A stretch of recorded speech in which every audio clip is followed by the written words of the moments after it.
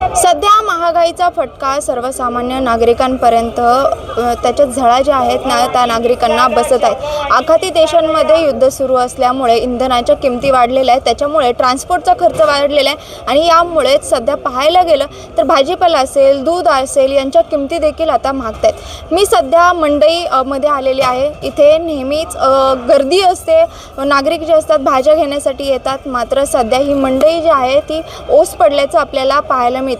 विक्रेते जे आहेत ते बसून आहेत आणि गर्दी जी आहे ती अत्यंत तुरळक जी प्रमाणात आहे ते आता असं आपल्याला पाहायला मिळते। इथे कोणतीही नागरिकांची गर्दी नाही आहे, भाजी घेण्यासाठी कोणी एवढं जास्त दिसत नाही आहेत। आता आपल्यासोबत एक आजी आहेत। आजी, काय सांगाल? भाज्यांचे दर देखील वाढलेले आहेत, काय सांगाल?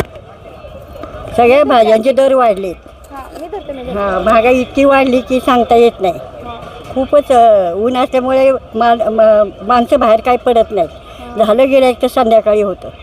हो, सध्या किती दर आहेत बरं? कुठल्या भाज्यांचे किती दर वाढले तुम्ही सांगू शकता का? हो, टोमॅटो 50-60 रुपये किलो, कोबी 40-50 रुपये किलो, भोपळा 20ला पाव म्हणजे 80 रुपये किलो भोपळा, आणि निळं वांगे ना ते 30 रुपये पाव, गवार 30 रुपये पाव। गिऱ्हाईक घेत नाही एवढे महाग आहेत म्हणून। बरं, साधारणपणे किती रुपयांनी ह्या किमती वाढल्यात बरं? पहिले 10 रुपये 20 रुपये पाव होते, तेव्हा पटापटा गिऱ्हाईक होत होतं। आता महाग खूपच दुप्पट तिप्पट भाव झाले। बरं, म्हणजे तुमचं आर्थिक गणित कोलमडलंय का असंच म्हणावं लागेल याच्यात? हो, लवकर पैसे जेवढा माल आणला ना त्याचं लवकर हे होत नाही, प्रॉफिट लवकर भेटत नाही, नुसतं कलम करत बसावं लागतं। अच्छा, मग घर कसं सांभाळत आहे बरं? मग आता या सगळ्यात भाजी एवढे महाग झाले, थोडंफार असे 200-300 रुपये भेटले तर तेवढ्यातच भागवून घेतो आम्ही। आता आपण भाजी मंडईमध्ये आलेलो आहे। सध्या आंब्याचा सीझन आहे, कैरीचा सीझन आहे, इथं कैऱ्या देखील पाहायला मिळतात। आपण कैऱ्यांचं नेमकी काय परिस्थिती आहे ते जाणून घेऊ। काका, काय सांगाल? एकीकडे भाज्यापाल्यांचे देखील दर वाढते तर दुसरीकडे कैऱ्यांची काय परिस्थिती, बाजार काय सांगतो? कैऱ्यांची परिस्थिती बरी आहे, म्हणजे आत्ता कैऱ्या यावर्षी शॉर्ट आहेत, पण गिऱ्हाईक तरी अजून नाही आहे, उन्हामुळं पण आणि महागाईमुळं पण।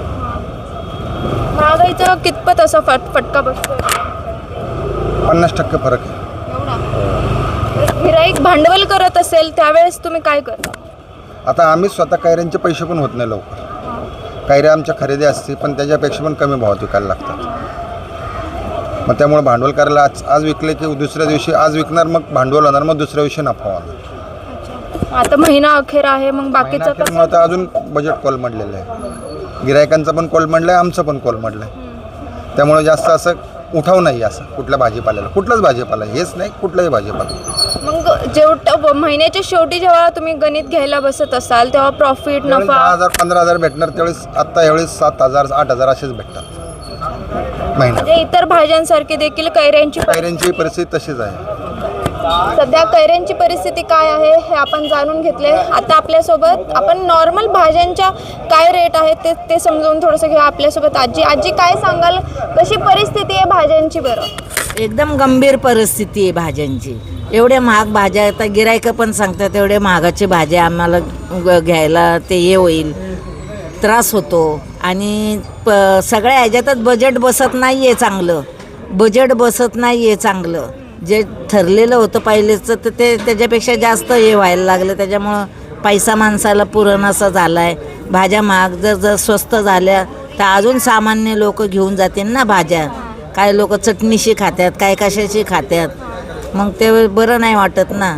स्वस्त झालं तर अजून छान होईल, अजून सुंदर होईल।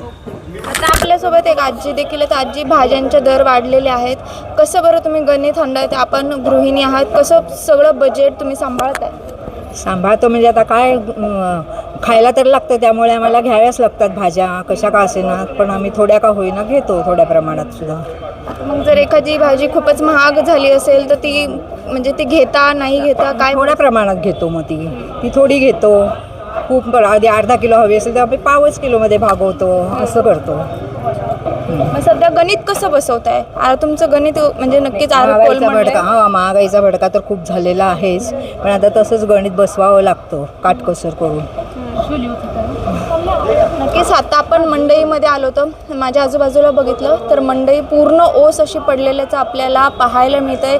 जास्त कस्टमर असतील ते नाही आहेत, इथं सगळे विक्रेते जे आहेत ते त्यांचा भाजीपाला घेऊन बसलेले आहेत, मात्र कोणी ते घेण्यासाठी सध्या इथं एवढी गर्दी किंवा काही नागरिकांची जी वर्दळ नेहमीच इथे असते ती मात्र यंदा इथे दिसत नाही आहे. याचं कारण म्हणजे जी आहे ती महागाई आहे. सध्या इंधन असेल, दूध, भाजीपाला यांच्या किमती वाढलेल्या आहेत. इंधनामुळे साहजिकच ट्रान्सपोर्टचा खर्च वाढलेला आहे आणि त्याच्यामुळे भाज्यांच्या देखील किमत्या प्रचंड प्रमाणात वाढल्याचं आपल्याला पाहायला मिळतं. त्यामुळे सध्या मंडई ओस पडली आहे. शिवानी लकडे, टाइम्स ऑफ महाराष्ट्र, पुणे.